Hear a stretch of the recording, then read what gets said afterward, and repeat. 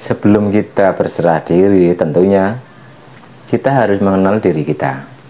Diri kita itu yang mana? Dan pengenalan diri itu pun harus dimulai dari pengapuroan atau pertobatan. Tidak mungkin kita bisa mengenal diri kita jika kita belum melakukan pertobatan. Kita sadari semua kesalahan kita di masa lalu. Kita sadari. Kita bertobat, kita kembali kepada jalan kebaikan atau jalan kebenaran. Jangan sampai kita mempelajari kebenaran, tapi batin kita belum kita bersihkan. Tidak bisa. Kebenaran itu akan sesuai dengan apa yang Tuhan kehendaki, karena kita tidak membersihkan batin kita. Seperti contoh kopi. Di gelas ini ada namanya geduh. Kita harus membersihkan ampas kopi ini dulu dengan cara bertobat, dengan cara beristighfar, dengan cara meminta maaf. Kita harus sadar, atau kita harus kembali kepada Tuhan kita dengan kesadaran bahwa diri kita dulu pernah melakukan ini dan itu. Kita harus meminta maaf dulu, kita beristighfar atau kita bertobat. Untuk apa?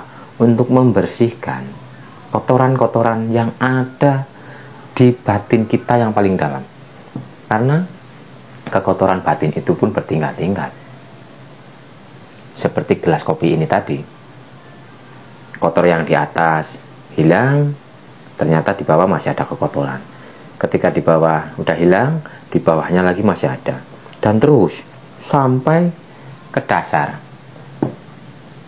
ke dalam batin kita yang paling dalam. Kita harus benar-benar membersihkannya, karena kebenaran dan kebatilan tidak bisa tercampur. Ketika kebenaran dicampurkan ke dalam kebatilan atau ke dalam gelas yang masih ada kotorannya, maka air itu tidak bisa bening seperti air. Contoh kayak gini,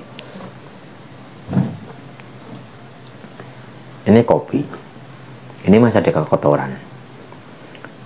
Jika kita langsung siram dengan air bening ini, maka air bening ini akan menjadi hitam.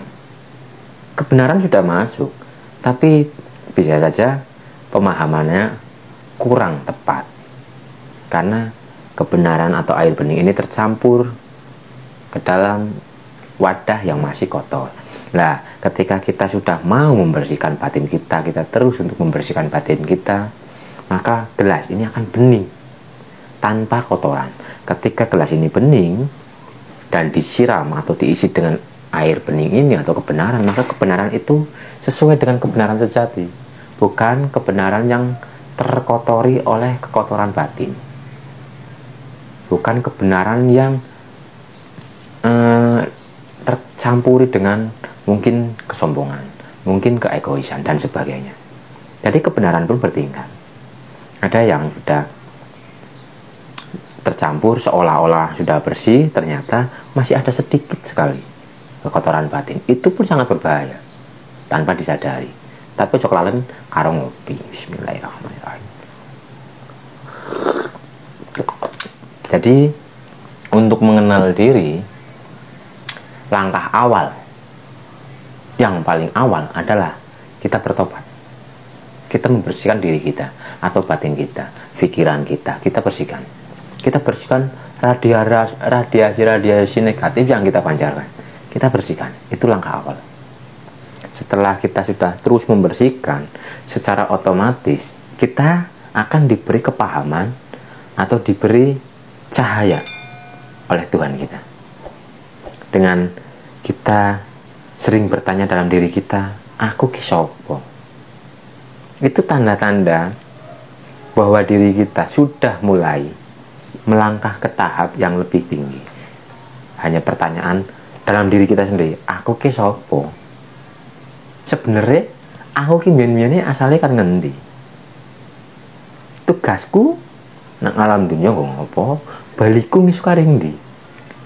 Ada pertanyaan-pertanyaan dalam diri kita seperti itu. Saya ini siapa? Saya dikirim ke alam dunia ini untuk apa? Dan ketika saya sudah meninggal atau dipanggil oleh Sang Maha, saya itu mau pulang kemana? Ojo sampai salah jalan. Itulah pentingnya mengapa kita harus membersihkan batin kita dulu. Setelah kita membersihkan batin, maka langkah berikutnya mungkin kita mencari diri kita, mengenali diri kita. Karena sebelum kita menyerahkan diri kita, otomatis kita harus tahu dulu diri kita itu yang mana. Dan diri ini pun bertingkat-tingkat. Langsung diringkes, nek dijaban dawa banget.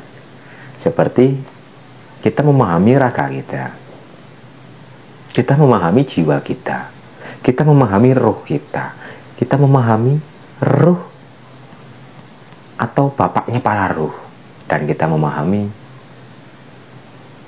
yang lebih tinggi lagi. Jadi kita harus paham diri raga ini umpamane itu adalah motor, jiwa kita itu adalah yang nyupir atau yang nyetangi, dan penumpang di belakang kita itulah yang tahu jalan pulang. Raga ini, kita harus mengenal raga ini. Raga ini ternyata tidak bisa apa-apa tanpa ada yang mengendalikan atau yang menyetir. Dan yang menyetir raga ini adalah jiwa kita. Jiwa kita pun belum tahu jalan pulang. Ibarat saya ini tukang ojek, saya tidak tahu penumpang ini mau diantar kemana. Yang tahu jalan pulang adalah yang ada di belakang saya. Jadi kita harus terhubung atau kita harus mengenal diri kita yang sesungguhnya. Dan diri kita yang sesungguhnya bukan sesungguhnya, itu sejatinya itu bukan sesungguhnya, itu masih ada tingkatan lagi. Jadi raga ini harus mengenal jiwa ini, jiwa ini harus mengenal yang tahu jalan pulang. Lah itu dia. Setelah kita sudah mengenal diri yang tahu jalan pulang, maka kita akan serahkan diri kita yang tahu jalan pulang kembali kepada Sang Maha. Jadi kita serahkan diri sejati kita kepada yang punya diri. Kita serahkan hidup kita kepada yang maha hidup. Jadi ada proses, ada tahapan, ada tingkatan, dan banyak sekali kejadian-kejadian yang membuat kita semakin takjub kepada apa yang ada di dalam diri kita. Jagat gede, jagat elit. Sejati ini jagat gede, ono nang jero jagat elit. Bacalah apa yang ada di luar, masukkan ke dalam diri kita, cari di dalam diri kita maksudnya apa. Tanyakan kepada diri kita sendiri, tanyakan kepada hati kita. Maka kita akan menemukan jawaban-jawaban mungkin dari luar diri bisa. Contoh sederhananya seperti ini. Dulu saya pernah menemukan pemahaman yang belum pernah saya ketahui.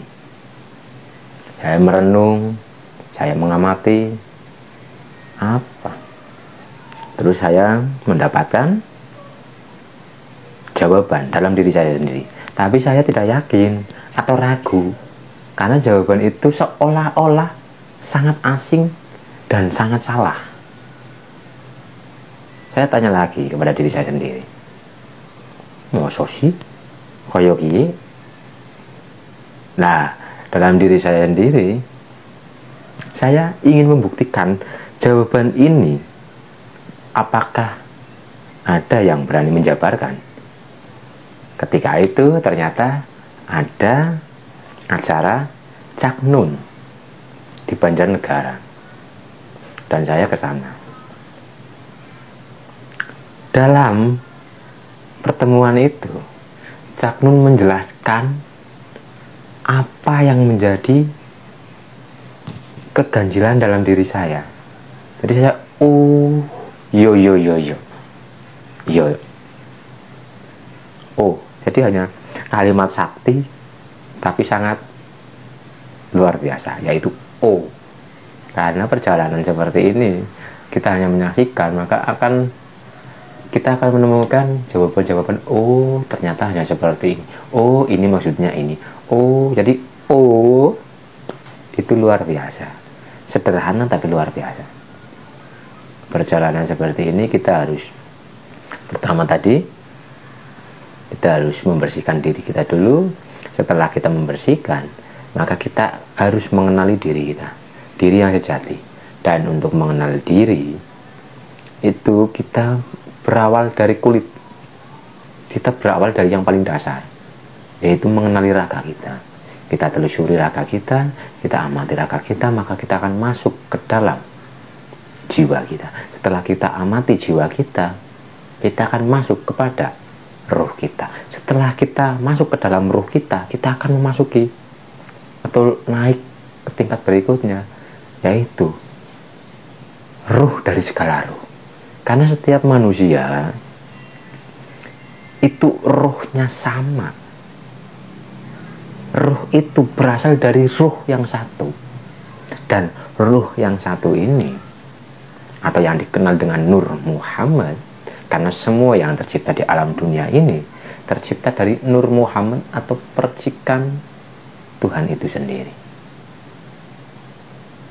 Setelah kita kenal dengan Nur Muhammad atau percikan Tuhan itu sendiri, maka kita naik lagi. Kita akan mengenal Tuhan kita. Jadi perjalanannya dari penghapusan atau pertobatan, mengenal diri sebenar-benar diri, dan menyerahkan diri kita total. Kita harus berserah total. Ibarat orang meninggal, kita harus benar-benar ya wis lah, tanpa ada penolakan. Kita ditempatkan di tempat yang mungkin dianggap buruk, atau mungkin kita selalu dicaci maki dan sebagainya, ya wis, memang itu yang harus kita jalani. Nikmati saja hidup ini. Jangan pernah melawan arus, ikuti saja arusnya. Seperti air dari gunung menuju samudra lepas, air itu akan menemukan, atau air itu akan dihadang oleh batu-batu terjal, tapi air itu akan terus mengalir mengikuti arus. Mungkin air itu akan menghantam batu, menghantam kayu yang menghadang, menghantam sesuatu yang mungkin menghambat jalan air tersebut, tapi air tersebut akan selalu mengalir atau selalu mengikuti arus sehingga sang air sampai kepada samudra yang tanpa batas, yaitu samudraning batin. Batin kita itu tanpa ruang, tanpa waktu, dan tanpa batas. Kita melihat ke kanan, ke kiri, tidak ada apa-apa, kosong. Tapi di balik kekosongan itu ada beribu-ribu, bahkan bertriliunan isi. Jadi kosong adalah isi, isi adalah kosong. Ya itulah tujuan utama manusia. Tujuan kita itu adalah untuk kembali kepada Tuhan kita. Inna lillahi wa inna ilaihi raji'un. Kita itu berasal dari Allah. Kita harus kembali kepada Allah. Jangan sampai kita mengharapkan sesuatu selain Allah. Kita asalnya dari samudra. Kita harus kembali kepada samudra. Seperti air hujan. Air hujan itu terkena matahari, menguap ke atas, dibawa oleh awan, dan air hujan itu akan menghujani daerah-daerah tertentu, dan otomatis air hujan yang turun ke kali akan kembali lagi ke samudra. Jadi dari samudra kembali ke samudra. Kita harus kembali ke titik awal. Dari titik awal harus kembali kepada titik awal. Seperti lingkaran. Yang sempurna adalah dari titik awal kembali ke titik awal. Seperti angka 8. Dari titik awal ditarik, kembali ke titik awal. Oleh karena itu dalam ajaran Jawa yang dibawa oleh Sunan Kalijogo, seluruh Al-Quran terangkup dalam Al-Fatihah. Seluruh Al-Fatihah terangkup dalam Bismillah. Seluruh Bismillah terangkup dalam huruf Ba. Dan seluruh atau huruf Ba itu terangkup dalam titik. Karena semua itu berawal dari titik yang sama. Kita mau menulis sesuatu, otomatis kita pasti menitiknya dulu. Tidak mungkin kita menulis sesuatu seumpamanya huruf angka 4 pakai pulpen menulis angka 4 langsung jadi angka 4, itu nggak mungkin. Pasti ada goresan dan ada titiknya. Dari titik pertama maka akan menggores, membuat alur menjadi angka 4. Semua itu ada prosesnya. Orang bisa ujuk-ujuk. Pelajaran kesejatian, mengenal jati diri itu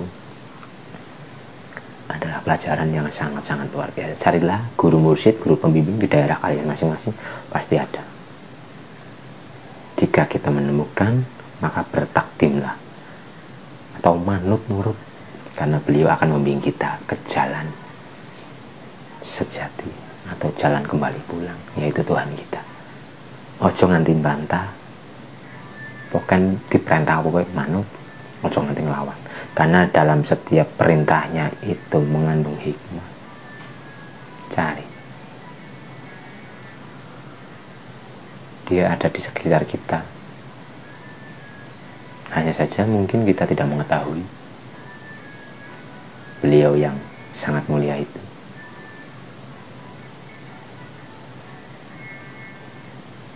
Yang penting kita harus selalu berprasangka baik kepada siapapun, dan kita harus selalu menjaga diri kita agar tidak berbuat sesuatu yang menyakitkan makhluk yang ada di luar diri kita.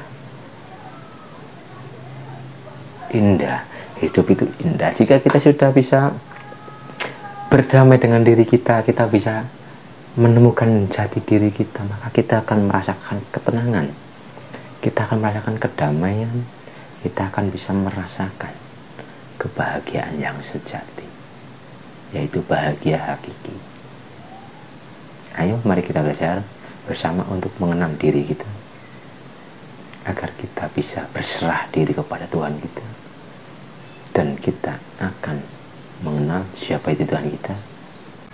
Yang penting kita sekarang berusaha belajar untuk merubah diri kita dengan cara kita selalu meminta maaf atau bertobat. Kita mengenali diri kita, kita berserah diri, maka kita akan kenal dengan Tuhan kita. Sudah dulu, semoga penjabaran ini membuat bingung tambah bingung. Karena dalam kebingungan pasti kita akan mencari jalan keluar. Kita tidak akan mencari jalan keluar jika kita tidak dipenuhi dengan kebingungan. Ketika kita sudah penuh dengan kebingungan, maka cahaya akan turun. Dan semoga semua terbingungkan oleh pencerahan ini. Dongannya elek banget, tapi ahlinan wapik banget. Jangan terfokus kepada katanya, tapi carilah hikmahnya di balik kebingungan itu. Masa ndongakno men kon padha bingung lah, musik ini kok lagi dipaksa apa ya sih? Iya ngenteni sadar, kapan sadar? Yo men kon bingung pisan. Bingung ki, engko kan bakal kepriwe yo mencari ke sana mencari ke sini menemukan titik terang. Tapi nek ora ndene bingung biasa-biasa apa, iya nek ono perkembangan, nek ono perkembangan. Urip mosok sekedar urip. Salah lah. Wis pokoknya semoga semua tercerahkan, muga-muga atine padha memancarkan nur dalam diri kita. Semoga pancaran nur itu muncul, membesar dan menyinari diri kita dan alam semesta. Dan salam rahayu sagung ing dumadi. Semoga semua makhluk bahagia.